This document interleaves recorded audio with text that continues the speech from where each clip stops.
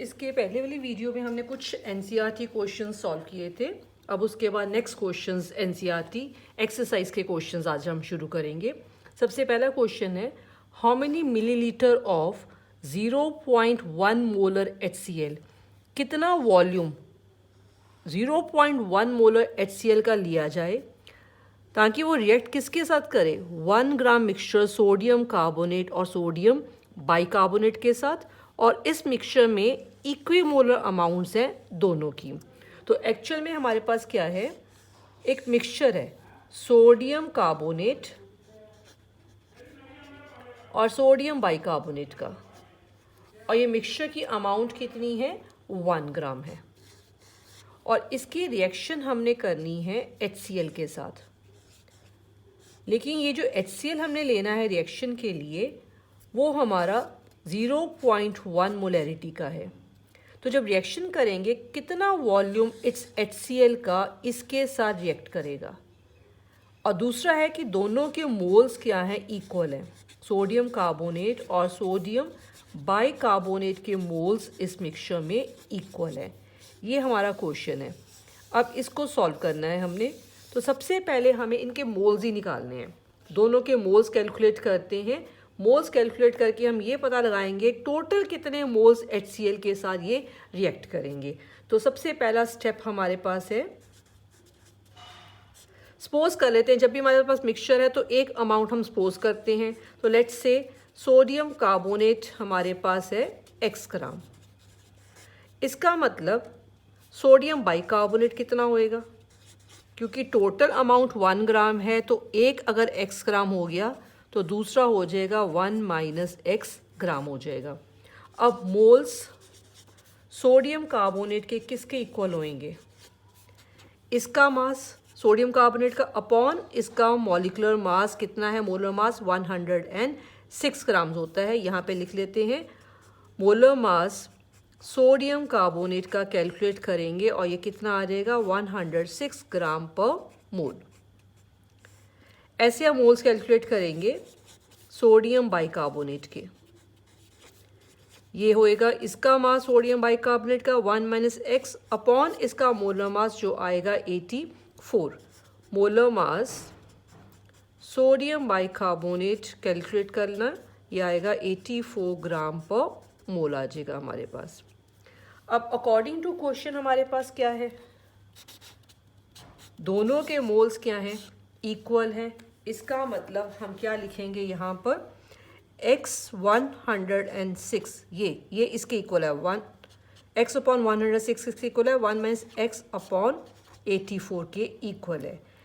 ये according to question आ गया। यहाँ से हम सॉल्व करके किसकी वैल्यू निकाल लेंगे, x की। ये सॉल्व करके x आ जाएगा 0.558। इसका मतलब हमारे पास मास आ गया सोडियम कार्बोनेट का। ये किसकी अमाउंट आ गई, सोडियम कार्बोनेट की। अगर सोडियम कार्बोनेट इतना है तो सोडियम बाइकार्बोनेट 1 - x करके हम कैलकुलेट कर लेंगे। सो इसका मतलब sodium bicarbonate is equal to 1 - x, 1 - 0.558। हाँ जी, नेक्स्ट इसके बाद अगर हमें अमाउंट पता चल गई है दोनों की, तो अब हमारे पास एक्चुअल मोल्स आ जाएंगे दोनों के। अब स्टेप 2 लिखते हैं, that is number of moles of sodium carbonate किसके इक्वल होंगे, जो इसका मास है। इसका मास कितना हमने कैलकुलेट किया, 0.558 अपॉन इसका मोलर मास हमने निकाला था 106। ये कैलकुलेट करके आ जाएंगे 0.0526 मोल्स आ जाएंगे। Therefore number of moles sodium bicarbonate के किसके इक्वल होंगे, इसका मास कितना है, 1 - 0.558 अपॉन इसका मोलर मास कितना था, 84। ये भी कैलकुलेट करके सेम अमाउंट ही आएगी, क्योंकि दोनों के मोल्स क्वेश्चन के अकॉर्डिंग क्या है, इक्वल है। ये हो गया हमारा स्टेप 2। अब इसके बाद आते हैं नेक्स्ट स्टेप में, स्टेप 3। यहाँ से ध्यान से देखना, अभी तक तो सिर्फ हमने मोल्स ही निकाले हैं दोनों के। अब क्वेश्चन में क्या था कि ये दोनों मिक्सचर के जो कंपोनेंट्स हैं वो रिएक्ट करते हैं HCl के साथ, और हमने पढ़ा हुआ है मिक्सचर के कंपोनेंट्स जो हैं वो अलग अलग रिएक्ट करते हैं। तो सोडियम कार्बोनेट की रिएक्शन अलग से लिखेंगे, सोडियम बाइकार्बोनेट की अलग से लिखेंगे। सोडियम कार्बोनेट HCl के साथ रिएक्ट करके बनाता है NaCl, carbon dioxide and water बनाता है। इस इक्वेशन को बैलेंस करेंगे तो ये 2HCl आ जाएगा, ये 2NaCl आ जाएगा। अब क्वेश्चन में देखो 1 मोल सोडियम कार्बोनेट का कितने मोल HCl के साथ रिएक्ट करता है? 2 मोल के साथ। 1 मोल sodium carbonate reacts with HCl is equal to 2 moles। और हमारे पास एक्चुअल में कितने मोल हैं सोडियम कार्बोनेट के? 0.00526 मोल। इतने मोल सोडियम कार्बोनेट के साथ रिएक्ट करने के लिए HCl के कितने मोल्स हमें चाहिए? 2 इंटू 0.00526, ये हमारे पास कैलकुलेट करके आएगा 0.01052 मोल्स आ जाएगा। इतने मोल्स हमें किसके चाहिए? HCl के चाहिए, लेकिन सिर्फ सोडियम कार्बोनेट के साथ रिएक्ट करने के लिए।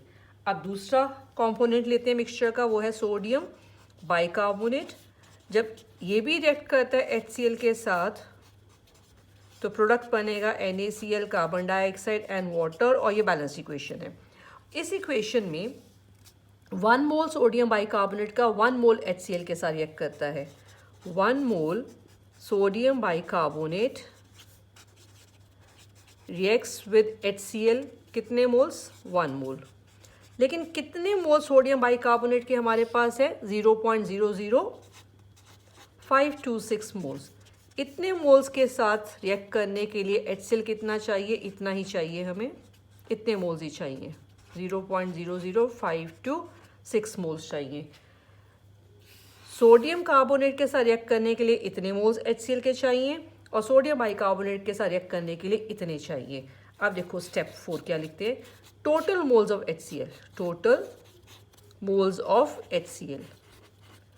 टोटल मोल्स कितने चाहिए HCl के साथ? ये प्लस ये हमारे पास आ जाएगा 0.01052 प्लस 0.00526। ये टोटल मोल्स आ जाएंगे ऐड करके 0.01578 मोल्स HCl के चाहिए हमें।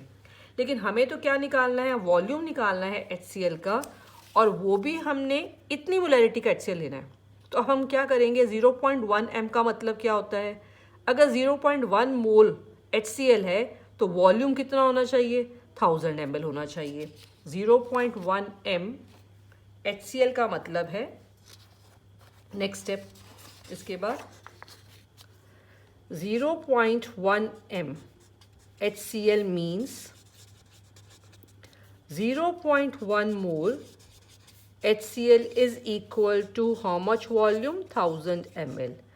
और हमारे पास कितना टोटल HCl है ऐड करके हमने अभी निकाला है 0.01578 मोल। इसके लिए कितना HCl हमें लेना पड़ेगा? ये कैलकुलेट करके हमारे पास वैल्यू आ जाएगी 157.8 ml। इतना हमें क्या लेना पड़ेगा? 0.1 मोलैरिटी वाला HCl लेना पड़ेगा। किसके साथ रिएक्ट करने के लिए? 1 ग्राम मिक्सचर ऑफ सोडियम कार्बोनेट और सोडियम बाइकार्बोनेट के साथ रिएक्ट करने के लिए। अब ये क्वेश्चन दोबारा से एक बार देखते हैं। 1 ग्राम मिक्सचर है, दोनों कंपोनेंट का इनका मिला के, और इसकी रिएक्शन करनी HCl के साथ। ये HCl जो है वो 0.1 मोलैरिटी वाला है। इसका कितना वॉल्यूम इस मिक्सचर के साथ रिएक्ट करेगा, और इन दोनों कंपोनेंट्स के मोल्स क्या हैं? इक्वल हैं। तो सबसे पहला स्टेप हमारा होएगा, इनके मोल्स कैलकुलेट करेंगे। मोल्स कैलकुलेट करके हमारे पास जो है रिएक्शन आएगी, इसकी रिएक्शन अलग से HCl के साथ लिखेंगे, इसकी रिएक्शन अलग से HCl के साथ लिखेंगे, और ये कैलकुलेट कर लेंगे टोटल HCl के मोल्स कितने चाहिए। उसके बाद 0.1 मोल के लिए वॉल्यूम 1000 ml होता है। जितने HCl के मोल्स टोटल आए हैं उसके लिए कितना वॉल्यूम हमें चाहिए इस मिक्सचर के साथ रिएक्ट करने के लिए। तो पहले सपोज क्या मिक्सचर में एक कंपोनेंट की अमाउंट सपोज कर लो x ग्राम है, तो दूसरा कंपोनेंट की अमाउंट कितनी होएगी? अगर टोटल 1 है तो ये 1 माइनस क्या हो जाएगा? x, क्योंकि एक कंपोनेंट हमने x ग्राम ले लिया। मोल्स होते हैं मास अपॉन मोलर मास, तो मोलर मास सोडियम कार्बोनेट का 106, मास अपॉन इसका मोलर मास, इसके मोल्स आ गए, और सोडियम बाइकार्बोनेट के मोल्स इसका मास अपॉन इसका मोलर मास आ जाएगा। अब अकॉर्डिंग टू क्वेश्चन दोनों के मोल्स क्या हैं? इक्वल है, तो ये इक्वल जब हम करेंगे तो यहाँ से x की वैल्यू आ जाएगी, सोडियम कार्बोनेट का मास हमारे पास आ जाएगा और सोडियम बाइकार्बोनेट का 1 में से इसको सब्ट्रैक्ट करके आ जाएगा। अब हमारे पास जब मास आ गया तो यहाँ x और 1 में x की वैल्यू फिल करके एक्चुअल मोल्स हमारे पास आ जाएंगे। तो नेक्स्ट स्टेप में हमने क्या कैलकुलेट किया, इनके एक्चुअल मोल्स हमने कैलकुलेट कर लिए। अब सोडियम कार्बोनेट जब HCl के साथ रिएक्ट करता है तो 1 मोल के लिए 2 मोल्स चाहिए HCl के लिए, और हमारे पास सोडियम कार्बोनेट के मोल्स है इतने मोल के लिए HCl कितना चाहिए। फिर उसके बाद रिएक्शन है सोडियम बाइकार्बोनेट की। इस रिएक्शन में 1 मोल सोडियम बाइकार्बोनेट के लिए 1 मोल HCl चाहिए, और HCl के कितने मोल्स हैं हमारे पास, सोडियम बाइकार्बोनेट के कितने मोल्स हैं, 0.00526। इतने मोल के लिए HCl कितना चाहिए।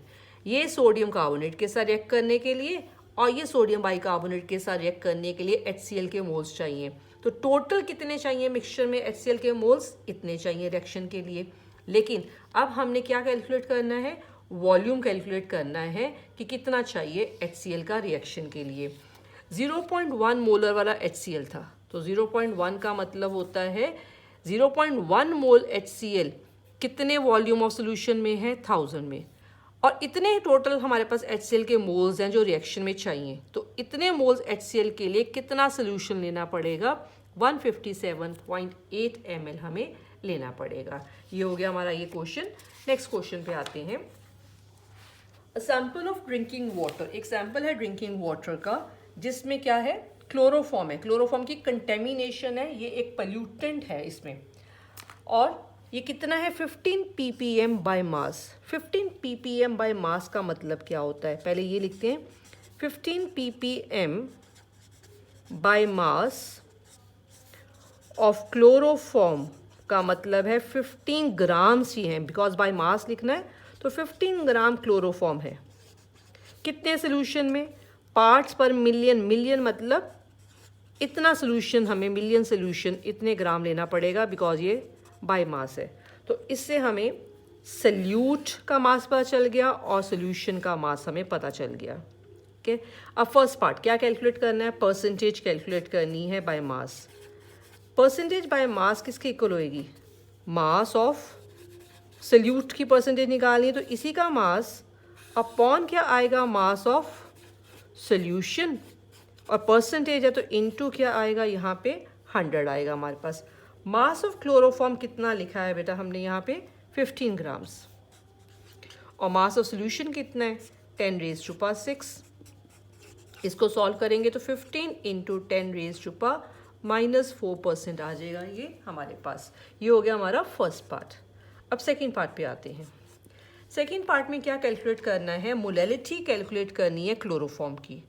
अब मोलैलिटी के फॉर्मूले में क्या चाहिए होता है, मास ऑफ सल्यूट, वो हमारे पास है 15 ग्राम, अपॉन इसका मोलर मास चाहिए होता है, तो यहाँ पे हम लिख लेते हैं मोलर मास ऑफ क्लोरोफॉर्म। इसको कैलकुलेट कर लेंगे, 12 + 1 + 35.5 × 3, ये कैलकुलेट करके आ जाएगा 119.5 ग्राम पर मोल।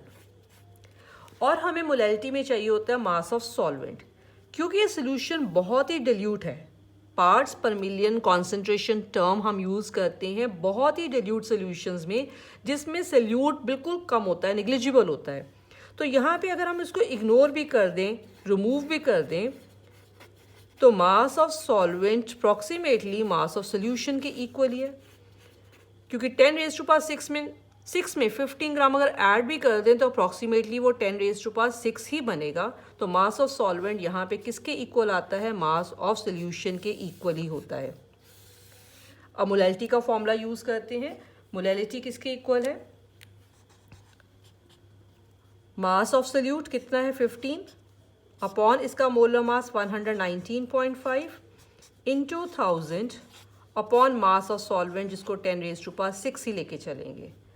अब इसको सॉल्व करेंगे तो मोलैलिटी हमारे पास सॉल्व करके आ जाएगी 1.25 इंटू 10⁻⁻4, और यूनिट में हम स्मॉल m ही लिखेंगे जिसका मतलब है मोल पर kg। ये हो गया हमारा ये सेकंड क्वेश्चन।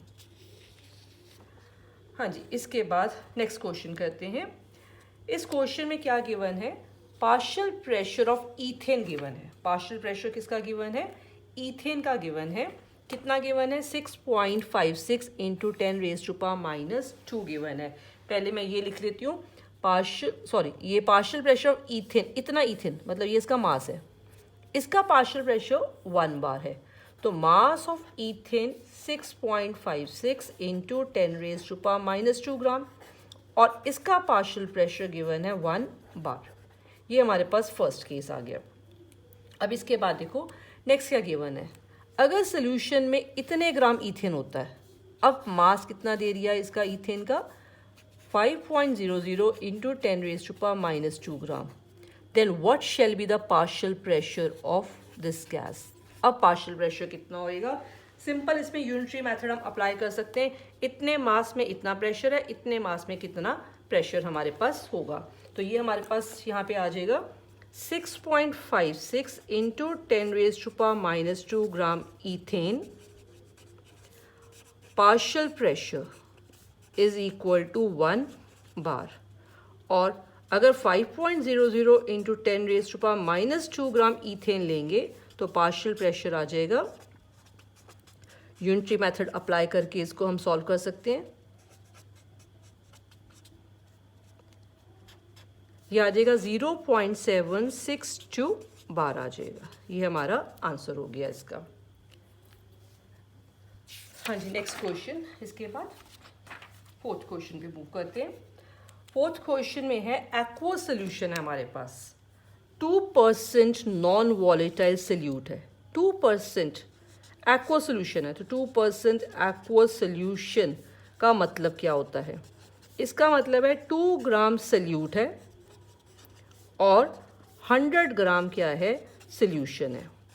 तो सोल्यूशन का मास पता चल गया, सोल्यूट का मास पता चल गया, माइनस करके हमारे पास क्या आ जाएगा, सॉल्वेंट का मास आ जाएगा।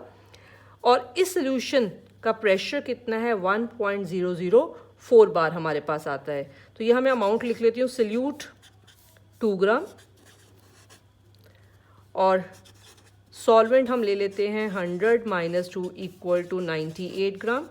क्योंकि एक्वा सोल्यूशन है तो ये वाटर है, इसका मोलर मास कितना हो जाएगा 18 ग्राम पर मोल। यहाँ मेंशन कर लेते हैं कि ये हमारा वाटर है। और सोल्यूशन का वेपर प्रेशर गिवन है यहाँ पे 1.004 बार गिवन है। At the normal boiling point of the solvent what is the molecular mass of the solute. यहाँ एक normal boiling point of solvent word लिखा हुआ है। नॉर्मली वाटर का बॉइलिंग पॉइंट कितना हम लेते हैं, ये बार में हमने लेना है, तो बार में ये वैल्यू हमें याद करनी पड़ेगी, ये है 1.013 बार। अगर एटमॉस्फेयर होता तो सिंपली हम 1 एटमॉस्फेयर लिख लेते, लेकिन ये बार में है तो बार में हमारे पास वैल्यू कितनी आती है 1.013 बार। मॉलिक्यूलर मास सोल्यूट का कैलकुलेट करना है, M2 वैल्यू कैलकुलेट करनी है। अब फॉर्मूला कौन सा यूज़ करेंगे, relative lowering in vapour pressure पता चल रहा है वैल्यूज़ को देख के, P0 - PS अपॉन यहाँ पे P0, क्योंकि हमारे पास P0 वैल्यू नोन है तो हम यही फॉर्मूला यूज़ करेंगे, इक्वल टू यहाँ पे क्या यूज़ करना है हमने N2 अपॉन N1 + N2। क्योंकि मोलर मास निकालना सोल्यूट का, तो मैंने कहा था अगर आपके पास न्यूमिनेटर और डिनोमिनेटर दोनों में सेम वैल्यू आ जाती है जो कैलकुलेट करनी है, तो इसको approximately equal to N2 upon N1 लिखा जा सकता है। ज़्यादातर तो ये हम यूज़ करते हैं जब सोल्यूशन क्या होता है डिल्यूट। तो यहाँ पे हमें पता चल रहा है न्यूमेरिकल को देख के कि डिल्यूट सोल्यूशन ही है, हम ये फॉर्मूला यूज़ कर सकते हैं। कैसे पता चला, 2% दिया हुआ है, 5% तक सोल्यूशंस क्या होते हैं डिल्यूट, तो इसको डिल्यूट लेके इसको हम approximately equal to N2 upon N1 ले सकते हैं। P0 की value PS P0 equal to N2 हमारे पास कितना आएगा W2 2 और मोलर मास इसका कैलकुलेट करना है। N1 की वैल्यू है 98 अपॉन 18। ये सब्ट्रैक्ट करके आएगा 0.009 अपॉन 1.013 2/M2।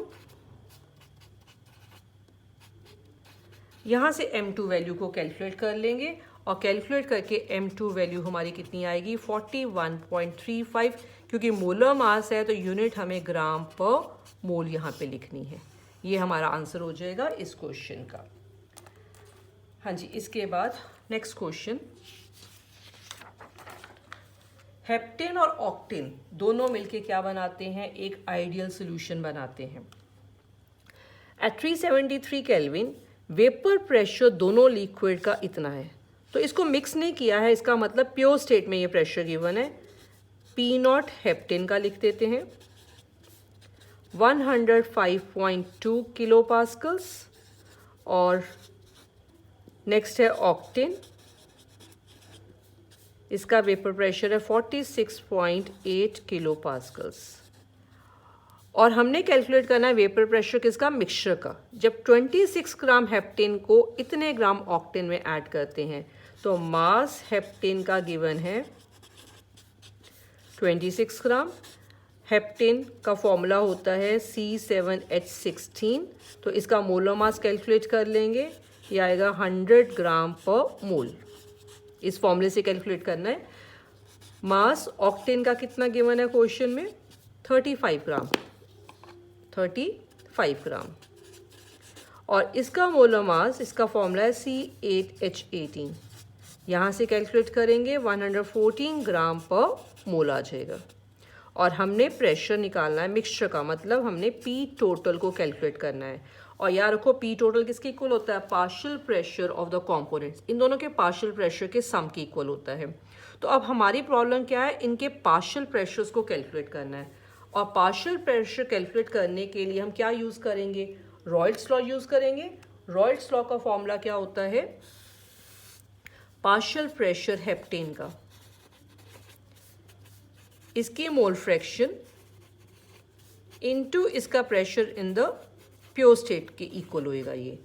और मोल फ्रैक्शन हेप्टेन की इक्वल है इसके मोल्स किसके इक्वल होंगे, इसका मास अपॉन इसका molar mass 26/100 upon 26/100 plus number of moles octane के, इसका मास अपॉन मोलर मास 35/114, और इसका प्रेशर इन प्योर स्टेट है 105.2।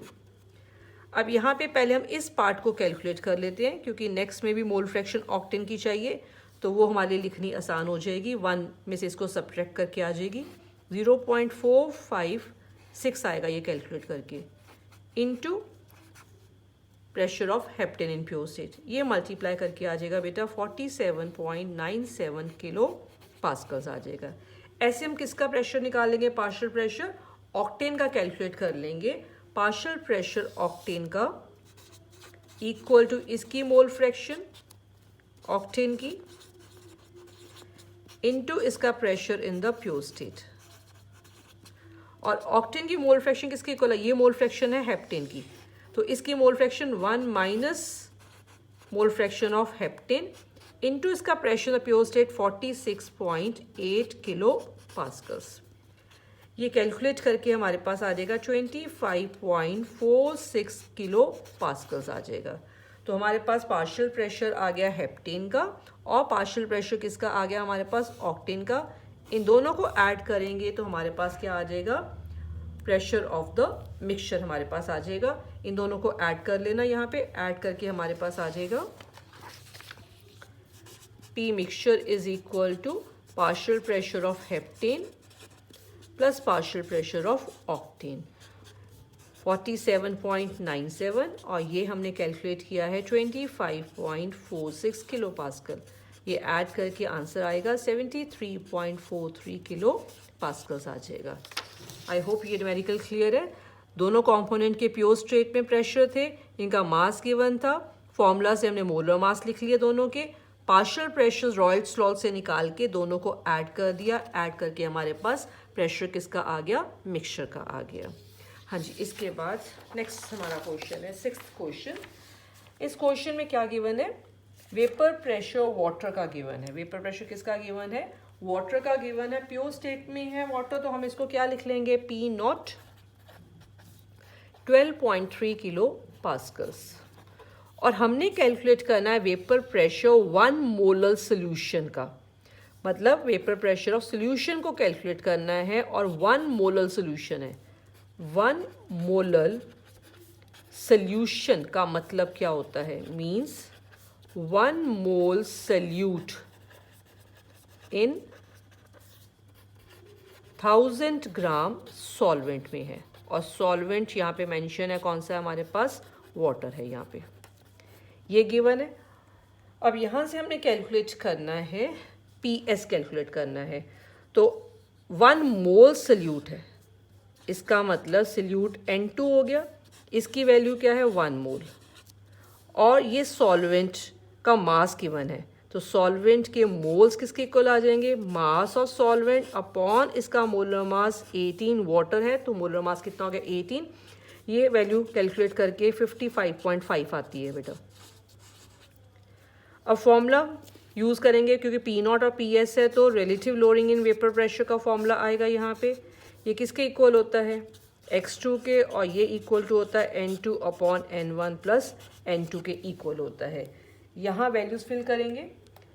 पी नॉट की वैल्यू गिवन है 12.3, माइनस पी एस हमने कैलकुलेट करना है, वे फिर से 12.3 इक्वल टू N2 कितना है 1 मोल, और N1 कितना है 55.5 plus 1 upon 56.5। 12.3 minus P S equal to 12.3 को इस साइड ले आते हैं तो ये हो जाएगा 12.3 upon 56.5। P S is equal to 12.3, और इसको इस साइड ले जाएंगे, ये सॉल्व करके आता है बेटा 0.2177 आता है, माइनस 0.2177। पी एस की वैल्यू आ जाएगी 12.08 किलो पास्कल्स। सारी वैल्यूज गिवन थी, जस्ट डायरेक्ट फॉर्मूला ही हमने इसमें यूज़ करना है, और फॉर्मूला को यूज़ करके हम पी एस की वैल्यू को कैलकुलेट कर लेंगे। हाँ जी, 7th question, calculate mass of non volatile solute. किसका मास हमने कैलकुलेट करना है, नॉन वॉलेटाइल सल्यूट है जिसका मोलर मास भी गिवन है। सल्यूट का मास कैलकुलेट करना है, इसका मतलब W2 वैल्यू कैलकुलेट करनी है, लेकिन इसका मोलर मास गिवन है 40 ग्राम पर मोल, जिसको डिसॉल्व करना है 114 ग्राम ऑक्टेन में। तो इसका मतलब ये सॉल्वेंट हुआ, तो इसका मास कितना गिवन है 114 ग्राम। क्योंकि ऑक्टेन मेंशन है तो हम इसका मोलर मास कैलकुलेट कर सकते हैं, ऑक्टेन का फॉर्मूला लिख सकते हैं अपने आप, ये कैलकुलेट करके 114 ग्राम पर मोल आ जाएगा। अब नेक्स्ट लाइन देखो जो इंपॉर्टेंट है, जब हमने सल्यूट को डाला 114 ग्राम ऑक्टेन में तो इसका जो प्रेशर है वो रिड्यूस कर गया 80%। इसका मतलब इफ़ पी नॉट को हम लेते हैं 100 mm, तो पी एस कितना हो जाएगा 80 mm हो जाएगा हमारे पास, because vapour pressure reduce to 80%। इसलिए अगर हम इनिशियल 100 लेते हैं तो रिड्यूस होके अब वो कितना हो गया है 80 mm हो गया है।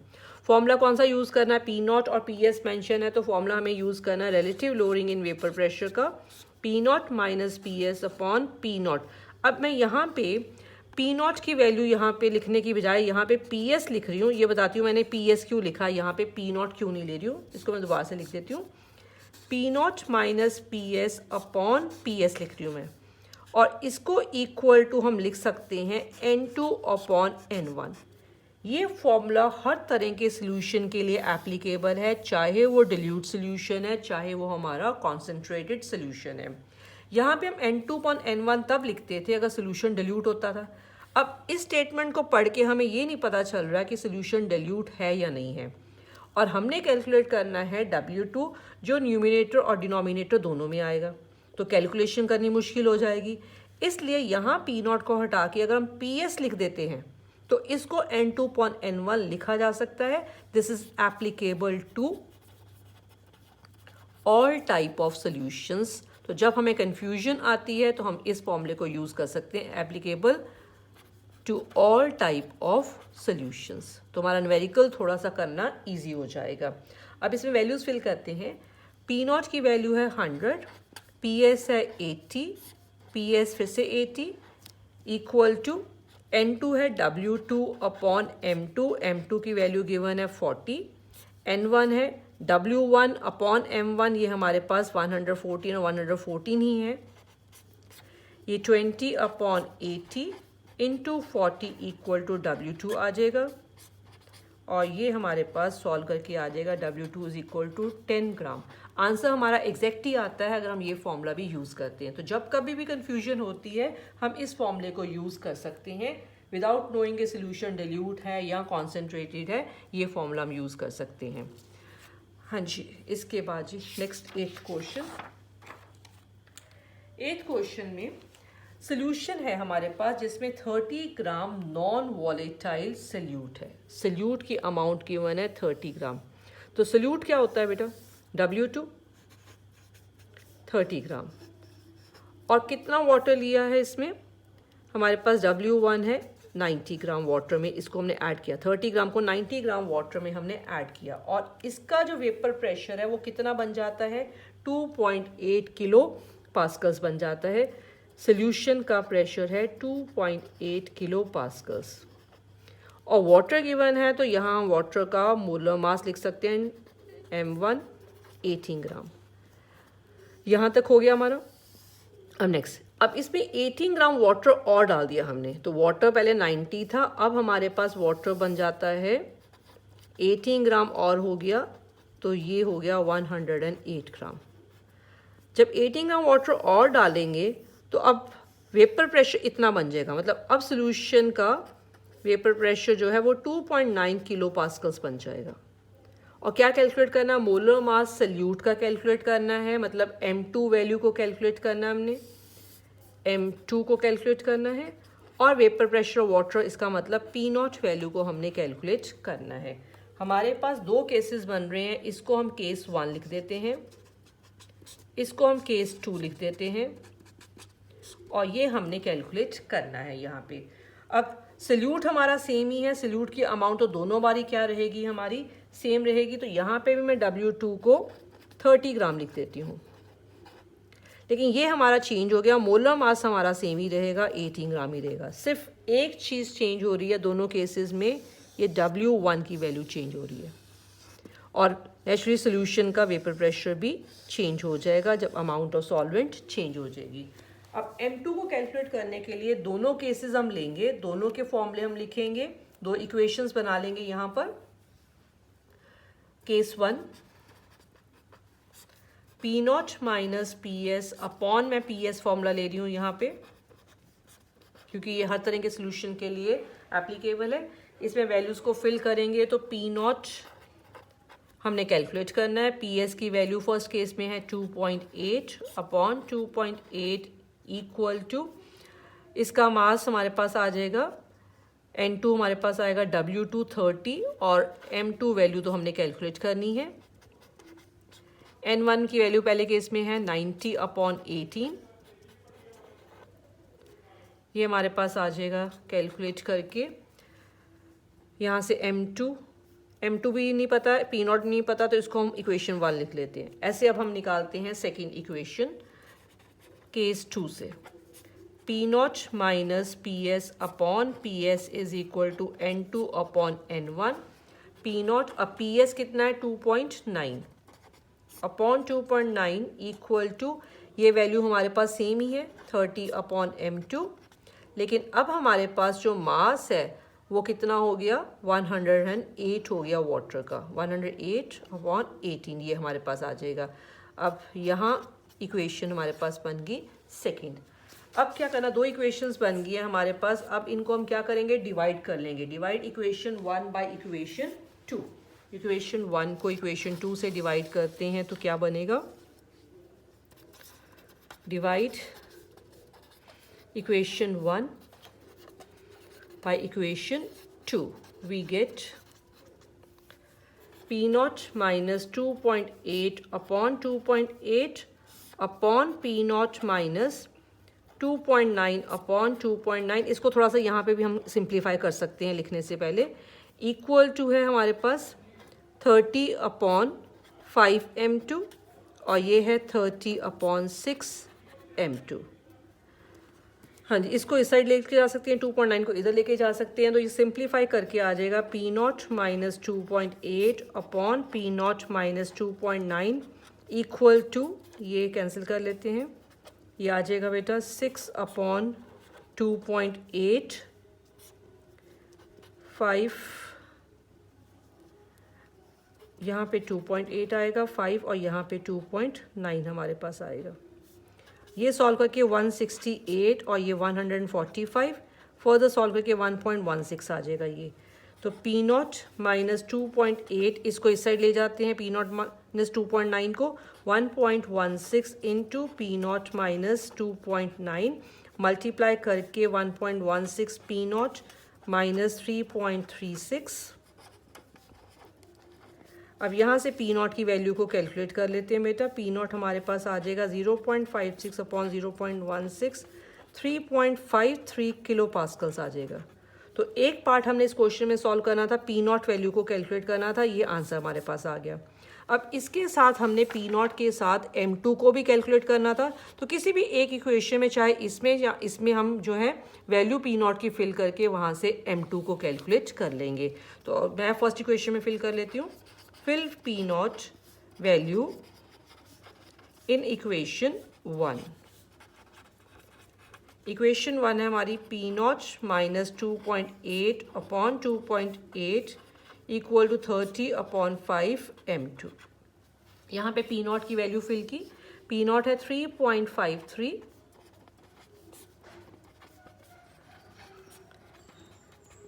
अब 2.8 को इस साइड ले जाते हैं, सॉल्व करके मैं m2 की वैल्यू डायरेक्ट लिख रही हूँ, ये 23u आ जाएगा हमारे पास कैलकुलेट करके।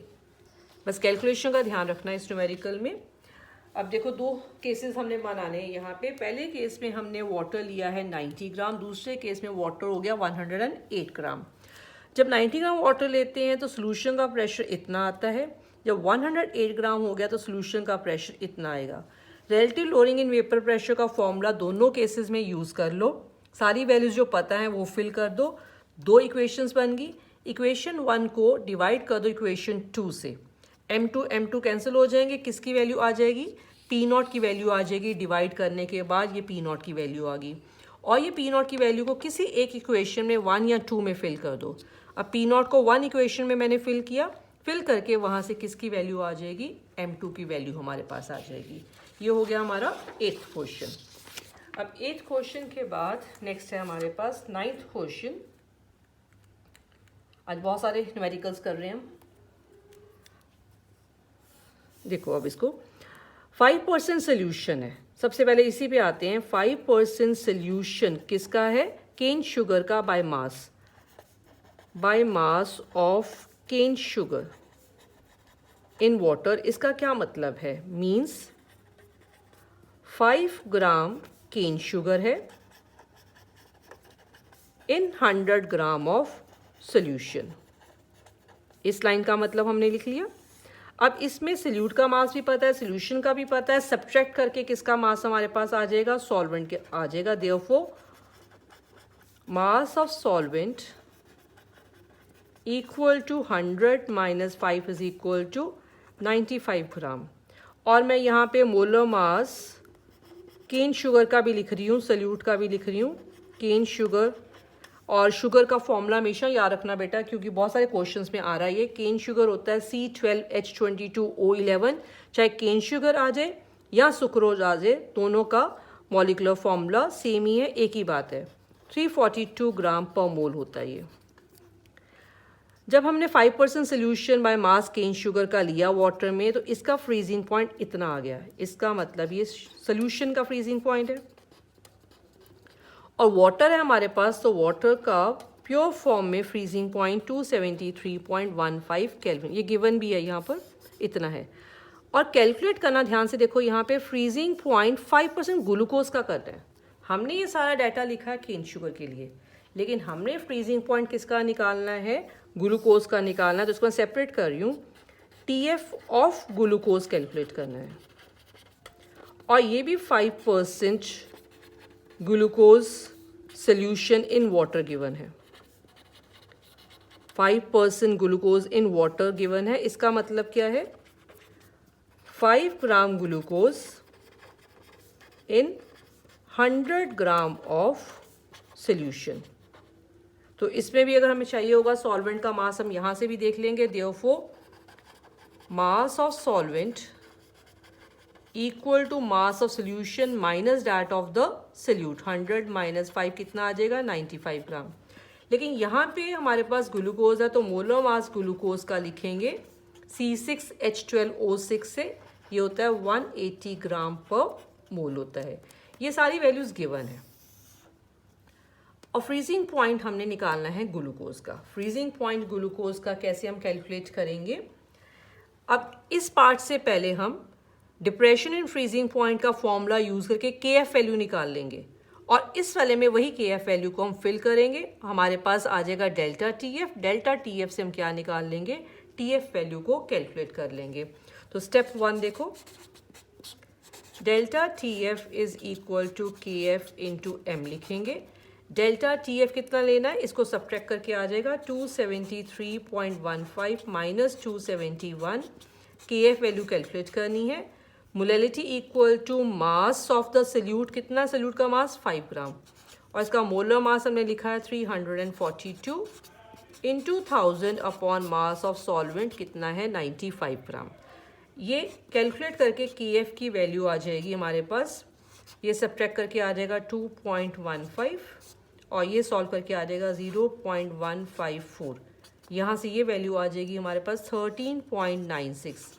यूनिट इसकी लिख लेनी है केल्विन किलोग्राम पर मोल। क्या यूनिट लिखेंगे इसकी? केल्विन किलोग्राम पर मोल। अब ये KF वैल्यू को इस वाले में, ग्लूकोज वाले में फिल करेंगे। तो हमारे पास आ गया नेक्स्ट स्टेप 2।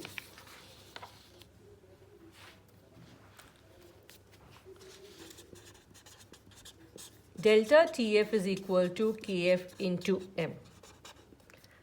KF की वैल्यू 13.96 और 5 ग्राम ये है, 180 ग्लूकोज का मोलर मास है और सॉल्वेंट है 95।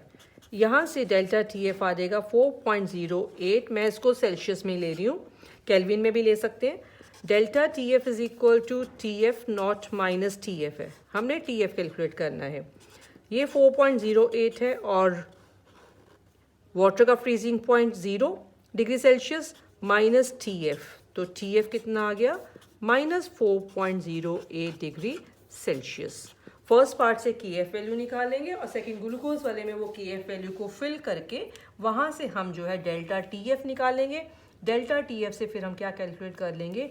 TF को कैलकुलेट कर लेंगे। हम यहाँ पे भी लिख सकते हैं delta TF is equal to TF nought minus TF, लेकिन मैं हमेशा सजेस्ट करती हूँ कि डेल्टा TF ही कैलकुलेट करें। यहाँ पर कैलकुलेशन थोड़ी सी ईजी रहती है, कन्फ्यूजन कम होती है।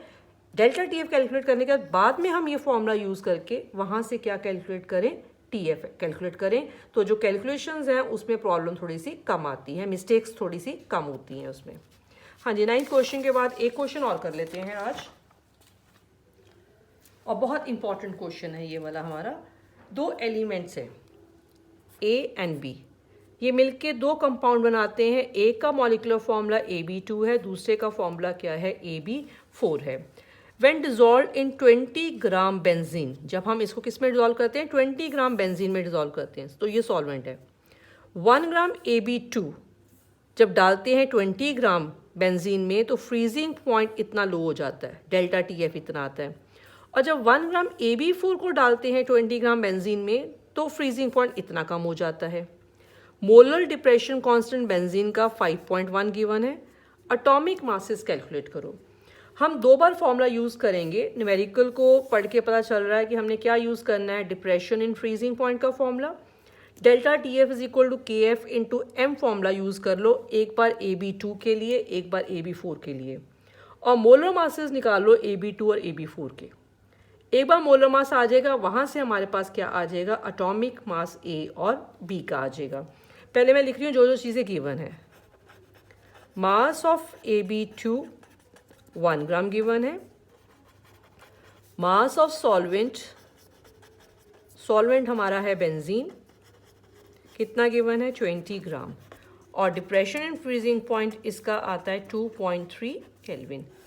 लेकिन जब हम लेते हैं AB4 1 ग्राम और इसको भी हमने ऐड करना है बेंजीन में, और उसका मास भी कितना है? सेम 20 ग्राम। लेकिन डिप्रेशन एंड फ्रीजिंग पॉइंट अब आएगा 1.3 केल्विन। और KF वैल्यू गिवन है बेंजीन की 5.1 केल्विन किलोग्राम पर मोल। अब हम यहाँ पे करते हैं फॉर AB2। पहले हम AB2 ले लेते हैं। AB2 के लिए delta TF is equal to KF into M। M होता है W2 upon M2 into 1000 upon W1। Delta TF 2.3 है इस केस में, इक्वल टू KF है 5.1। W2 ये हमारा सल्यूट है 1 ग्राम, इसका मोलर मास हमने कैलकुलेट करना है, इंटू 1000 अपॉन सॉल्वेंट है हमारा बेंजीन 20 ग्राम। इसको कैलकुलेट करेंगे तो हमारे पास मोलर मास किसका आ जाएगा, AB2 का। ये कैलकुलेट करके 110.87 ग्राम पर मोल आएगा हमारे पास। नेक्स्ट हमने यूज़ करना है फॉर AB4। जब AB4 के लिए यूज़ करेंगे ये formula, delta TF equal to KF into M। M का फॉर्मूला लिख लेते हैं। KF की वैल्यू सेम है 5.1, डेल्टा TF अब है 1.3। ये भी 1 ग्राम है, ये मोलर मास कैलकुलेट करना है, और ये W1 भी हमारा कितना है, 20 है। यहाँ से मोलर मास AB4 का आ जाएगा, ये कैलकुलेट करके आ जाएगा 196.15 ग्राम पर मोल। अब दोनों के मोलर मासेस आ गए, ये मोलर मासेस से एटॉमिक मास निकलेंगे। मोलर मास किसके इक्वल है, AB2 का। इसका एटॉमिक मास A का plus atomic mass of 2 into B। ऐसे इसका एटॉमिक मास A का plus atomic mass of 4 into B के इक्वल होता है। ये दो इक्वेशंस पहले बना लेते हैं। ये दो इक्वेशंस बनाने के बाद नेक्स्ट हम देखते हैं इसके बाद सॉल्व कैसे करेंगे इसको। इसको सॉल्व करने के लिए ये देखो दो इक्वेशंस बनाते हैं हम।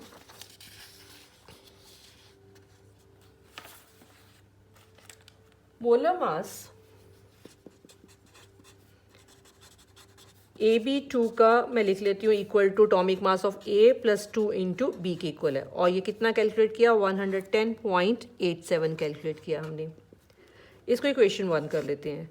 मोलर मास AB4 का ऐसे equal to A plus 4B होएगा, और ये कितना है 196.15। इसको इक्वेशन हम 2 कर लेते हैं। अब करते हैं सब्ट्रैक्ट इक्वेशन 2 माइनस इक्वेशन 1। जब माइनस करेंगे तो ये सॉल्व करके 2B इक्वल टू हमारे पास 85.28 आ जाएगा। मैं डायरेक्टली लिख रही हूँ, और B की वैल्यू यहाँ से सॉल्व करके निकाल लेंगे। 85.28 अपॉन 2 इक्वल टू 42.64। तो B मतलब B का एटॉमिक मास आ गया, कैपिटल B हमारे पास। अब हमने करना है सब्ट्रैक्ट, इसको करना है इन इक्वेशन 1, सब्स्टिट्यूट करना है इसको इक्वेशन 1 में। ये वैल्यू को हमने A में, चाहे इसमें सब्स्टिट्यूट कर दो चाहे सेकंड में कर दो, किसी में भी सब्स्टिट्यूट कर दो। 110.87 equal to A plus 2 into 42.64। यहाँ से A वैल्यू कैलकुलेट कर लेंगे, ये आ जाएगी 25.59। तो अब यहाँ से आंसर लिख लेंगे, atomic mass A equal to 25.59। क्योंकि एटॉमिक मास है, ग्राम एटॉमिक मास नहीं है, तो इसको हम लिखेंगे U। इसकी यूनिट क्या लिखेंगे, U। And atomic mass of B is equal to 42.64 U आ जाएगा। ये हमारे न्यूमेरिकल्स हो गए आज। 10 न्यूमेरिकल्स हमने कर लिए NCERT एक्सरसाइज के।